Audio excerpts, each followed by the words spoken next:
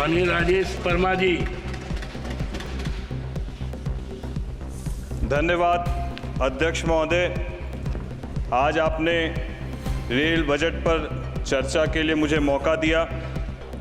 अध्यक्ष महोदय, आज भी देश भर में सफ़र करने के लिए सबसे किफ़ायती और सुरक्षित माध्यम कोई माना जाता है तो रेल का माध्यम माना जाता है। जिस तरीके से भारत की अर्थव्यवस्था को रेल के दृष्टिकोण से अगर देखा जाए तो 2014 के पहले सरकारों का जो कार्यकाल था वो स्लो पैसेंजर ट्रेन की तरह था, लेकिन विगत 10 वर्षों में हमारी एनडीए की सरकार में बुलेट ट्रेन की स्पीड में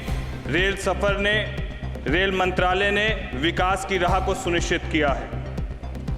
अध्यक्ष महोदय, आज मैं गर्व के साथ कह सकता हूं, जब हम वंदे भारत ट्रेन में विश्व स्तरीय सुविधा देखते हैं, आज रेलवे स्टेशनों पर जो सुविधाएं, चाहे वो एक्सीलरेटर की हो, चाहे एग्जीक्यूटिव लॉन्च की हो, और तमाम साफ सफाई से लेकर रेलवे स्टेशनों की व्यवस्थाओं को देखते हैं तो हम लोगों को गर्व महसूस होता है। और आज ना केवल देश बल्कि विदेशों से भी आने वाले पर्यटकों के लिए रेल माध्यम आज के वक्त में सबसे ज़्यादा रेल ही एकमात्र माध्यम है जिसका इस्तेमाल करके वो देश भर का भ्रमण करते हैं। आज भारत के जितने भी रेलवे स्टेशन हैं वो एयरपोर्ट की जैसी सुविधाओं के साथ विकास का केंद्र बनने का काम कर रहा है। सरकार ने रेलवे के लिए अब तक का सबसे बड़ा बजट दिया है। रेलवे को मजबूत बनाने के लिए और नई सुविधाओं को लाने के लिए सरकार ने 2,62,000 करोड़ रुपए कैपेक्स के तौर पर दिए हैं। ग्रॉस बजटरी सपोर्ट 2,52,200 करोड़ रुपया है। यह रकम 2023-24 के बजट में 2,40,000 करोड़ रुपये थी। सरकार का लक्ष्य है कि अमृत भारत एक्सप्रेस जैसी ज़्यादा से ज़्यादा पैसेंजर ट्रेन चलाई जाए। बजट का बड़ा हिस्सा सेफ्टी के लिए भी अध्यक्ष महोदय इस सरकार में आवंटित किया गया है, जो लगभग 1,08,000 करोड़ से पुराने ट्रैक्स, सिग्नल, कवच, रेल के पुल बनाने में लगेंगे। अध्यक्ष महोदय, आर्थिक सर्वे 2023-24 के मुताबिक पिछले 5 सालों में रेलवे पर पूंजीगत व्यय में 77% की बढ़ोतरी हुई है। वित्तीय वर्ष 2019-20 में जहां यह खर्च 1.48 लाख करोड़ रुपया था, वहीं 2023-24 में बढ़कर 2.62 लाख करोड़ रुपया हो गया है। अध्यक्ष महोदय, साल 2023-24 में करीब 673 करोड़ यात्रियों ने ट्रेन में सफर किया, जो पिछले वित्त वर्ष की तुलना में लगभग 5.2% अधिक है। मैं विशेष आभार व्यक्त करता हूं हमारे आदरणीय प्रधानमंत्री जी का और रेल मंत्री जी का, जिन्होंने केंद्र बजट ही नहीं बल्कि रेल मंत्रालय के माध्यम से भी बिहार को उसका अधिकार देने का काम किया है। आदरणीय अध्यक्ष महोदय, मैं आपके माध्यम से हमारे रेल मंत्री जी का विशेष रूप से धन्यवाद देता हूं, जिन्होंने पहली बार मैं जीतकर सांसद में आया हूं और मैंने अपने क्षेत्र में राजधानी की मांग हमारे आदरणीय रेल मंत्री जी के समक्ष की थी।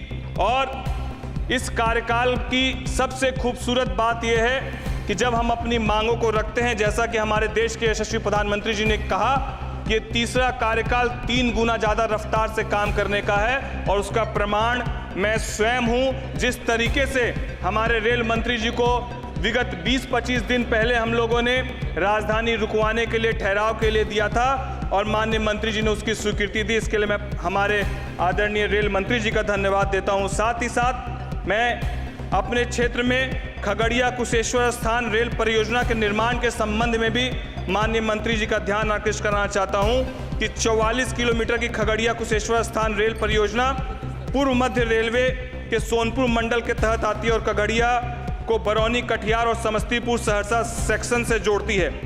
और यह रेल परियोजना वर्ष 1998 में शुरू हुई थी, जिसमें अलौली स्टेशन के आगे कुशेश्वर स्थान तक रेल परियोजना का कार्य आज भी लंबित है। इस परियोजना में अलौली से कुशेश्वर स्थान के बीच 5 स्टेशन का निर्माण किया जाना है, जिसमें चेराखेड़ा, सहरबन्नी, तिलकेश्वर, सुगरेन और कुशेश्वर स्थान स्टेशन शामिल है।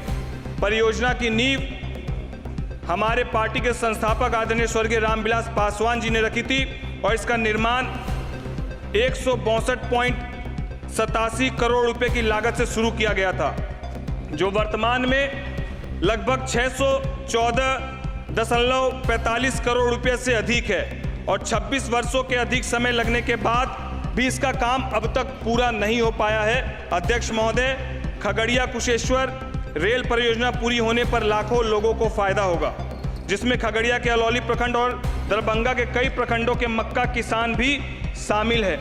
इस परियोजना के लाभ को देखते हुए मेरा सरकार से ही निवेदन है कि इस योजना के लिए निर्धारित राशि का आवंटन किया जाए और एक समय सीमा के अंतर्गत इसके कार्य को भी पूरा कराया जाए। साथ ही साथ अध्यक्ष महोदय, बस 1 मिनट में अपनी बात को पूर्ण करूंगा। अलौली स्टेशन बनकर पूर्ण हो चुका है। मैं चाहूंगा कि यहाँ पर पैसेंजर ट्रेन का आवागमन शुरू किया जाए। ये आपसे दरख्वास्त। और सिमरी बख्तियारपुर हमारे यहाँ एक स्टेशन है जहाँ वैशाली ट्रेन की मांग है, उसको भी पूरा किया जाए। और इन तमाम विषयों को रखते हुए मैं फिर से अपने आदरणीय प्रधानमंत्री जी का, रेल मंत्री जी का धन्यवाद देता हूँ और जिस खूबसूरती से, पूरे शांति से सभी लोगों के विषयों को सुनकर रेल मंत्री जी उसका समाधान करते हैं, उनके लिए बस 4 लाइन कहना चाहता हूं कि परिंदों को मंजिल मिलेगी, ये फैले हुए उसके पंख बोलते हैं, अक्सर वही लोग रहते हैं खामोश, जमाने में जिनके हुनर बोलते हैं, जमाने में जिनके हुनर बोलते हैं। बहुत बहुत धन्यवाद अध्यक्ष महोदय। सब्सक्राइब करें साम टीवी, क्योंकि हम आ गए हैं अब आपके बीच, दिखाएंगे सत्ता के वादों और अपराधियों के एक एक कारनामे की हकीकत।